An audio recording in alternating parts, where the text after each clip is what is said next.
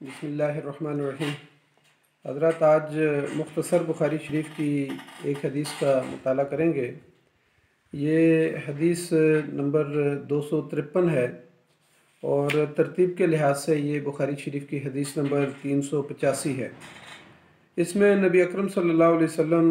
نے یہ بتایا، اور امام بخاری رحمۃ اللہ علیہ یہاں پر جو باب لے کر آئے ہیں، السجود علی الثوب فی شدت الحر، کہ سخت گرمی میں کپڑے پر سجدہ کرنے کی کیسے جو ہے نا اس کے احکامات کیا ہیں۔ عن انس بن مالک رضی اللہ عنہ قال كنا نصلي مع النبي صلی اللہ علیہ وسلم فيضع احدنا طرف الثوب من شدت الحر فی مکان السجود، رواہ البخاری۔ حضرت انس بن مالک رضی اللہ تعالیٰ عنہ سے روایت ہے، انہوں نے فرمایا کہ نبی اکرم صلی اللہ علیہ وسلم کے ساتھ ہم نماز پڑھتے تھے، اور ہم میں سے کوئی سخت گرمی کی وجہ سے سجدے کی جگہ پر اپنے کپڑے کے کنارے کو بچھا دیتا تھا۔ یعنی شدید گرمی ہوتی تھی تو اپنے جو انہوں نے کپڑے پہنے ہوئے ہوتے تھے اس کا ایک پلو جو ہے آگے کر کے اس کے اوپر وہ سجدہ کر دیتا تھا۔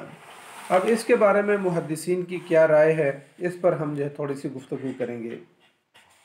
امام حسن بصری رحمۃ اللہ علیہ یہ فرماتے ہیں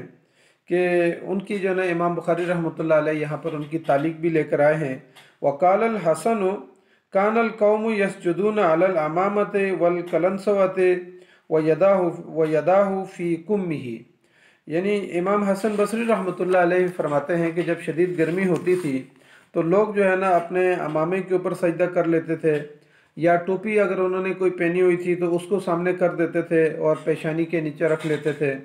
اور یا پھر اپنے ہاتھوں کو جو ہے نا آستینوں کے اندر کر کے تو آستینوں کے اوپر جو ہے وہ یعنی ہاتھ سامنے نیچے باہر رکھ لیتے تھے تاکہ گرمی سے ہاتھوں کو بچایا جا سکے۔ اسی طریقے سے اشعث بیان کرتے ہیں کہ حسن بصری رحمۃ اللہ علیہ سمجھتے تھے کہ اس میں کوئی حرج نہیں کہ آدمی اپنے کپڑے کے اوپر سجدہ کر لے، یعنی اپنی قمیص کو آگے کر لے یا پھر ٹوپی کو آگے کر لے یا پھر کسی اور طریقے سے، یعنی اپنی پیشانی کو جو ہے نا گرمی کی شدت سے بچانے کے لیے یعنی اپنے کپڑے کو وہ آگے کر لے۔ اسی طریقے سے ابراہیم نخعی نے بیان کیا کہ ایک دن حضرت عمر رضی اللہ تعالیٰ عنہ نے سخت سردی میں لوگوں کو جو ہے جمعے کی نماز پڑھائی، اور پھر اپنا کپڑا جو ہے اس کا ایک پلو جو ہے انہوں نے زمین پر رکھ کر اس پر سجدہ کیا، یعنی اپنے کپڑے کو آگے بچھا کر، یعنی شدید سردی تھی تو اس کے اوپر جو ہے نا حضرت عمر رضی اللہ تعالیٰ عنہ نے سجدہ کیا، اور پھر فرمانے لگے کہ لوگوں جب تم دیکھو کہ شدید سردی ہے یا شدید گرمی ہے تو اپنے یعنی جو کپڑے تم نے پہنے ہوئے ہیں اس کے پلو کے اوپر اگر تم سجدہ کرنا چاہو تو کر سکتے ہو۔ یعنی اسی طریقے سے یعنی حضرت عمر رضی اللہ تعالیٰ عنہ نے بھی اس کی اجازت دی۔ پھر اسی طریقے سے حضرت انس رضی اللہ تعالیٰ عنہ فرماتے ہیں کہ ہم نبی اکرم صلی اللہ علیہ وسلم کے ساتھ شدید گرمی میں نماز پڑھتے تھے، اور پھر جب ہم میں سے کوئی شخص کے لیے یعنی زمین کے اوپر چہرہ رکھنا ممکن نہ ہوتا، یعنی اتنی زیادہ گرمی ہوتی تھی کہ یا پتھر گرم ہوتے تھے یا زمین گرم ہوتی تھی، تو اس کے اوپر اگر سجدہ کرنا اس کے لیے ممکن نہ ہوتا تو وہ کپڑا زمین کے اوپر بچھا کر اس کے اوپر سجدہ کر لیتا تھا۔ یعنی ان تمام احادیث سے،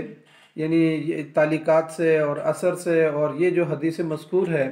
اس کے اندر بھی جو ہے نا یعنی یہی بات سامنے آتی ہے کہ اگر شدید گرمی ہے تو اس موقع پہ جو ہے نا انسان اپنے پلو کو یا پھر اپنی ٹوپی کو یا کوئی اضافی کپڑا ہو تو اس کو زمین کے اوپر بچھا کے اس کے اوپر سجدہ کر سکتا ہے۔ امام بخاری رحمۃ اللہ علیہ یہاں پر کتاب الصلاۃ کے اندر اس حدیث کو اسی لیے لے کر آئے کہ جس طریقے سے بستر کے اوپر جو ہے نا سجدہ کرنا، چٹائی کے اوپر سجدہ کرنا، قالین گدے دری کے اوپر سجدہ کرنا جائز ہے، اسی طریقے سے یعنی اگر کوئی کپڑا جسم کے اوپر پہنا ہوا ہے اس کے اوپر اگر شدید گرمی میں اور سردی میں اس کو پلو کو آگے کر دیا جائے، اس کے اوپر اگر وہ نماز یعنی سجدہ کرنا چاہے تو وہ کر سکتا ہے۔ یہاں پہ اس حدیث میں آیا طرف الثوب، یعنی اپنے جسم کا جو کپڑا انہوں نے پہنا ہوا ہے اس کو جو ہے نا یعنی آگے کر کے اس کے اوپر سجدہ کرنا۔ جمہور محدثین نے طرف الثوب کے معنی تو یہی لیے ہیں کہ صحابہ اکرام نے جو کپڑے پہنے ہوئے ہوتے تھے اسی کے کچھ کپڑے کے اوپر جو ہے نا کچھ حصے کے اوپر جو ہے نا سجدہ کر لینا، اس کو طرف الثوب کہا۔ لیکن امام شافعی رحمۃ اللہ علیہ اس سے اختلاف کرتے ہیں، وہ یہ کہتے ہیں کہ وہ اس کی اجازت نہیں دیتے تھے کہ جو کپڑا جسم کے اوپر پہنا ہوا ہے اسی کے اوپر سجدہ کیا جائے۔ وہ یہ سمجھتے تھے کہ یعنی ایک یعنی جسم کے اوپر جو کپڑا پہنا ہوا ہے وہ جسم کا حصہ ہے، تو جسم کے حصے کے اوپر ہی جو ہے نا سجدہ کر لینا یہ درست نہیں ہے۔ البتہ اس کو یعنی وہ طرف صوب کے معنی یہ لیتے تھے کہ ہاں اگر اتنا بڑا کشادہ کپڑا ہے کہ ایک آدمی زمین کے اوپر اس کو بچھا دے سجدے کی جگہ پر یا ہاتھوں کی جگہ پر، تو اس کے بعد جب وہ اٹھ کے کھڑا ہو قیام کرے تو اس موقع پہ جو ہے نا کپڑا حرکت نہ کرے، تو وہ یہ کہتے تھے یہ طرف صوب ہے، اس ایسے کپڑے کے اوپر جو ہے نا نماز پڑھنی جائز ہے۔ یا وہ یہ کہتے تھے کہ اضافی کپڑا ہے تو اس کو جو ہے نا بچھا کے اگر کوئی نماز پڑھنا چاہے تو وہ پڑھ سکتا ہے۔ تو اس طریقے سے یعنی طرف صوب کا وہ یہ اضافی معنی لیتے تھے کہ کپڑا جو ہے نا بہت کشادہ ہو، نمازی کی حرکت کے ساتھ وہ حرکت نہ کرے، تو وہ یہ کہتے تھے کہ ایسے کپڑے کے اوپر نماز جائز ہے۔ لیکن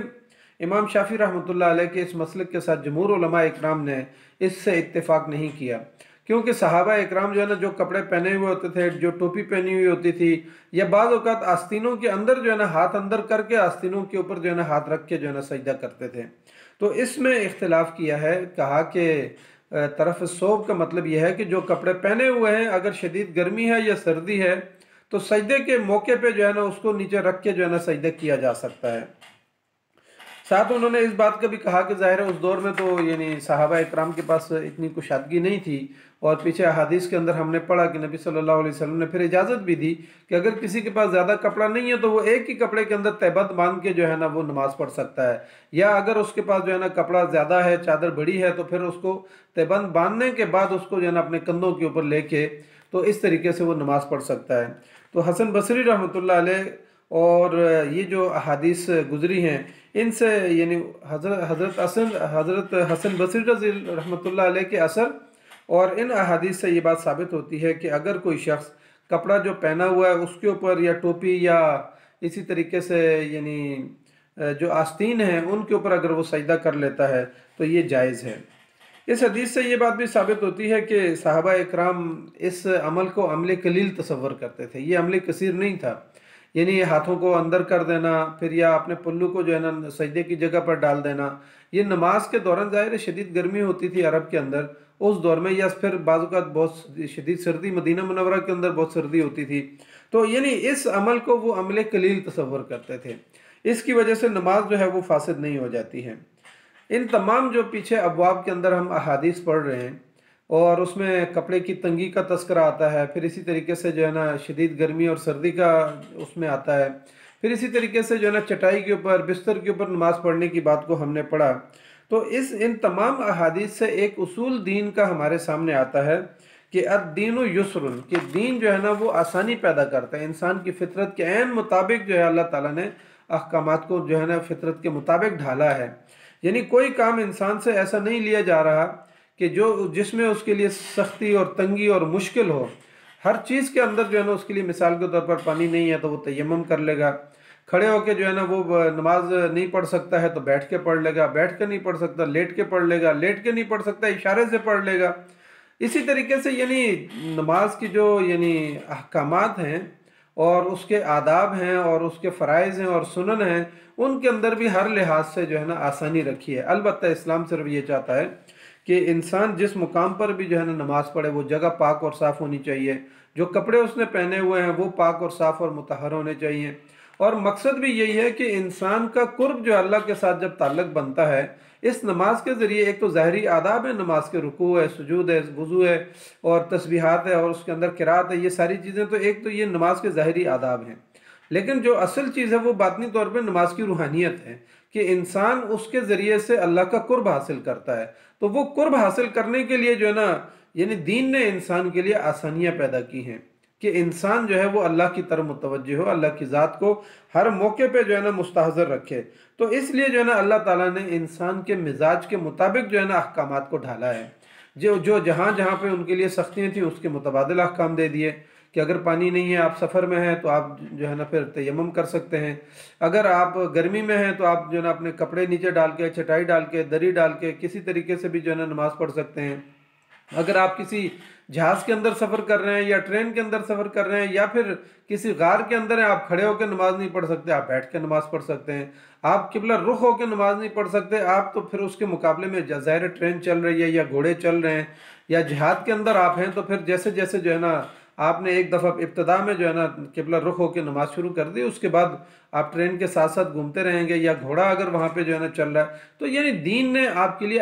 ہمارے لیے آسانیاں پیدا کی ہیں، مسلمانوں کے لیے ان احکامات کے اندر آسانیاں پیدا کی ہیں۔ لیکن ایک بات اصول کے طور پر یہ بنیادی طور پہ رکھی گئی ہے کہ بندہ اللہ کے ساتھ جو ہے نا اس کا تعلق جڑا ہوا ہو، نبی صلی اللہ علیہ وسلم کی سیرت کے ساتھ اس کا تعلق جڑا ہوا ہو، نبی صلی اللہ علیہ وسلم کے احکامات کے ساتھ جو ہے نا وہ جڑا ہوا ہو۔ تو یہ اصل بات ہے جو اسلام جو ہے نا ایک فرد کے اندر پیدا کرنا چاہتا ہے، نماز کے ذریعے سے، روزے کے ذریعے سے، حج کے ذریعے سے، عبادات کے ذریعے سے، اور باقی جو احکامات ہیں۔ اللہ تعالیٰ یہ چاہتا ہے کہ بندہ جو ہے نا بندے کی آزمائش کرنا چاہتا ہے، کہ بندہ جو ہے نا جب اس کے پاس مال، دولت، عزت، اسٹیٹس آتا ہے تو پھر آیا وہ اللہ کو یاد رکھتا ہے یا سارے احکامات کو بھول جاتا ہے اور دنیا کے اندر کھو جاتا ہے۔ اور شیطان ظاہر ہے ہمارا دشمن ہے، وہ تو یہی چاہتا ہے کہ انسان اللہ سے کٹ کے جو ہے نا یعنی اس کا بندہ بن جائے، شیطان کا بندہ بن جائے۔ تو اللہ تعالیٰ سے ہم دعا کرتے ہیں کہ اللہ تعالیٰ ہمیں ان احادیث کی جو حقیقت ہے اور روحانیت ہے وہ بھی ہمیں جو ہے نا عطا فرمائے اور اس کو سمجھنے کی توفیق عطا فرمائے۔ جزاک اللہ خیر۔